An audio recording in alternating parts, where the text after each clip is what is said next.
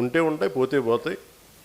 కానీ ఇలాంటి పనికిమాలిన విశ్లేషణలు, పనికిమాలిన ఈ విమర్శలు పెట్టుకుంటే మటుకు చాలా బలంగా సమాధానం ఇస్తాను. ఇది ఫస్ట్ టైము, భవిష్యత్తు అందరి చేత ఇప్పిస్తాను, గుర్తుపెట్టుకోండి. మీ నోళ్ళు మూతపడే వరకు, ఇంకొకసారి నా గురించి మాట్లాడాలంటే మీ నోళ్ళు మూతపడే వరకు అందరి చేత మాట్లాడిస్తాను, గుర్తుపెట్టుకోండి.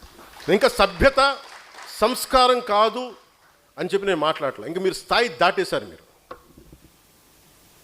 ఎవడన్నా సరే మీరు మీ వాదనే చెప్తా, మీ కుల వాదనే చెప్తాను కాపు నాయకులందరికీ.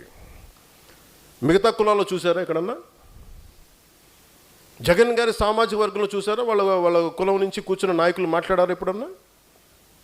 నువ్వు ఓడిపోతే నీ పేర్లు మార్చుకుంటాను ఎవరన్నా మాట్లాడారు అట్లా? ఎవరు మాట్లాడారు అట్లా? మాట్లాడరు.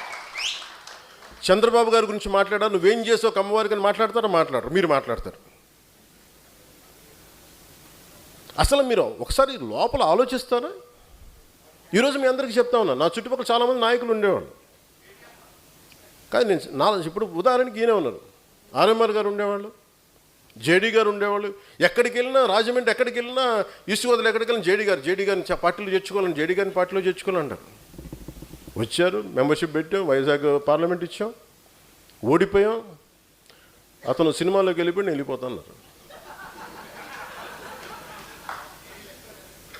మాతో పాటు తోట చంద్రశేఖర్ గారు ఉండేవాళ్ళు, ఆయన బీఆర్ఎస్కి వెళ్ళిపోయారు.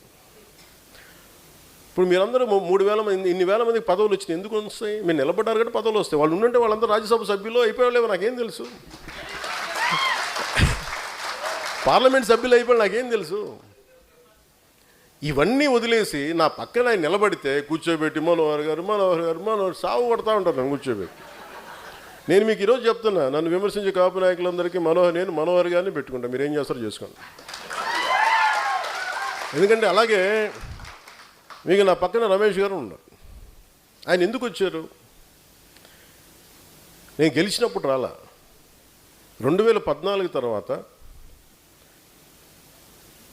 నేను కులాల ఐక్యతనే ఒక సామాజిక సత్యాన్ని ఆయన అర్థం చేసుకున్న వ్యక్తి. ఆయన అన్నది ఏంటంటే, మేము విజయవాడలో మేము గొడవలు చూసాం సార్, కులాల మధ్య వ్యాపారం అన్నీ అంటే మానవ సంబంధాలు దెబ్బతింటాయి. నాకు మీ భావం నచ్చింది నాకు, అందుకని నేను మీకు అండగా నేను ఉంటాను సార్. నేను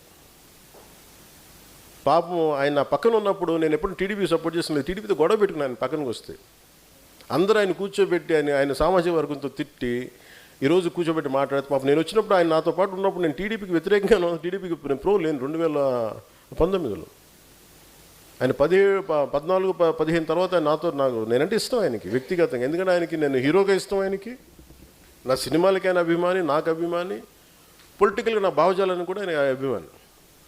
ఆయన కూర్చున్నప్పుడు నిజంగా కనుక ఆయన వీళ్ళు ఈ కాపు నాయకులు చెప్పినట్టుగా ప్రభావితం చేస్తుంటే నేను 2019లో కూర్చోబెట్టి టీడీపీతో ఎందుకు గొడవ పెట్టుకుంటాను? అంత మాత్రం కామన్ సెన్స్ మీకు లేదా కాపు నాయకులందరికీ, మాట్లాడే వాళ్ళందరికీ? ఇంకా మీరు ఎక్కడో చోట నేను చెప్తున్నాను, మీ అందరికి ఇలాంటి